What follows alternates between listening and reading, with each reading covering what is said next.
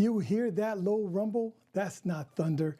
It's not an earthquake. Thankfully, it's the ocean pushing back, reminding us on this last day of September that geography is never neutral. Tonight, two hurricanes loom in the Atlantic, stirring up seas that reach our shores. Meanwhile, in Washington and on the island, old storms of debt, politics, and hope still swirl, and Puerto Ricans and communities from Mayagüez to San Juan to New York neighborhoods are still living in the path. This is Puerto Rico Coast to Coast, and I'm Jose Candelario. Over the next 15 minutes, we'll trace those currents, literal and symbolic, through sea spray, courtrooms, concert halls, and Caribbean kitchens, because you can't understand what's happening unless you follow the tides. Neutral, politics, cultural. Picture this. A small fishing community in the North Coast, St. Luisa. The first light of dawn is gray. The sea, once gentle, now heaves. Locals already sense the shift. They whisper, "Olas bravas," of rip currents dragging even seasoned swimmers. Grandmothers warn grandchildren not to chase waves. Fishermen double-check lines to ensure whether it's safe to push out. That's the physical threat. But there's a psychological one, too. Every time the sea turns angry, it causes historic trauma. Hurricanes Maria and Fiona, flooding, infrastructure failure, so the tension isn't just weather, it's memory. Tonight, we track Hurricane Humberto and Hurricane Imelda as they dance north of the island, weakening but still pushing energy southward, stirring dangerous surf and rip currents along the northern Caribbean and East Coast. In Cuba and Haiti, flooding is already reported. For Puerto Rico, this is not a direct hit, but edge effects, bite, coastal erosion, rising seas, surprise swells. Beaches, especially unguarded ones, are risky. Meet the Rodriguez family, high on the center hills of Orocovis. Their home, tethered to the grid through precarious lines, flickered last month through heavy rains. It plunged them into darkness. The eldest daughter, studying late, had to finish homework by flashlight. The father, a mechanic, lost time. The mother cooked by a gas stove. These aren't fridge inconveniences. These are everyday friction of a failing system. Now, imagine that multiplied across thousands of households. That's PREPA's challenge and opportunity. In Washington, the legal battle over Puerto Rico's fiscal control is intensifying. Representative Richie Torres and AOC and Nydia Velázquez are pushing a judicial challenge to the removal of certain fiscal board members, arguing that it could stall PREPA's debt restructuring. Delays mean more uncertainty for ratepayers, more risk for repair, more guessing games for local governments.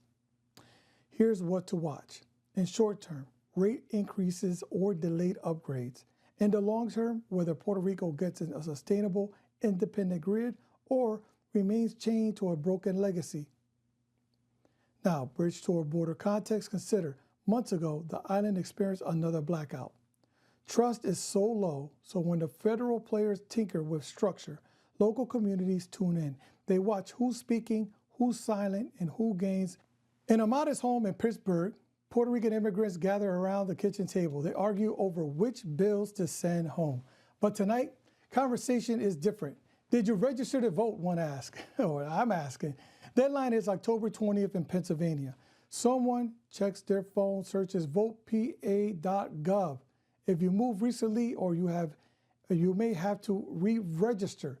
This scene is replicated in places like Orlando, Philadelphia, Chicago, diaspora communities whose political voice in U.S. election often goes overlooked. And a quick reminder, if you live in Pennsylvania, the voter registration is October 20th. Double check your registration. Your voice in U.S. policy, infrastructure, aid representation hinges on your participation. Inside a small arts workshop in Ponce, an artist tunes into projection light, another sketches in charcoal. They are part of a cohort supported by Flamboyant Art. The fund's newest push, $10 million towards digital infrastructure, solar for art spaces, artist fellowships, and much more. For them, this isn't charity. This is affirmation that art matters, that stories matters, and that artists in places like Utuado, Al Bonito, Vega Baja are all part of rebuilding the island's future. Lin-Manuel Miranda's extended funding isn't a publicity stunt, it's strategic investment in human capital and local resilience. Culture becomes infrastructure because when power is unreliable, when the roads flood, often holds the memory of the networks they trust. In a sweaty backstage tent in the Coliseo, crew hustle. Bad Bunny's residency No Me Quiero Ir de Aquí just wrapped. The economic projections are staggering $733 million in impact. Nearly 500,000 visitors drawn to Puerto Rico in an off-season moment. But more than dollars, images of Puerto Rican art dominating in Spanish, committing to his home, challenged what the rest of the world thought about Latin identity. Next up, he headlined the 2026 Super Bowl halftime show, and what that means for Puerto Rican presence on one of the world's biggest stages can't be overstated. These threads, sea, power, diaspora, culture, intersect. They converge in households, city halls, labs, stages.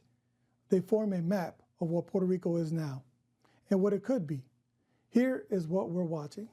Court decisions on fiscal board. Will they speed restructuring or choke on it yet again? PREPA's key contracts and rate projections. Will families see stability or more pain in their wallet? Art space resilience. Do new investments create sustained ecosystems or just an episodic relief? Diaspora turnout. Will communities in Philly, Orlando, Hartford mobilize at scale? And next storm paths. How fast can communities prepare for wind, sea, and surge? If you're in a community, if you are a community leader or organizer, you're a part of the story right now, please leave a comment down below. That's Puerto Rico Coast to Coast for tonight, September 30th, 2025. From creeping waves to crumbling wires, from kitchens in diaspora to conscious stages. These are the currents we ride. I'm Jose Candelario. Thanks for being with us. Share your stories, your observation. We'll bring them into the mix. Buenas noches.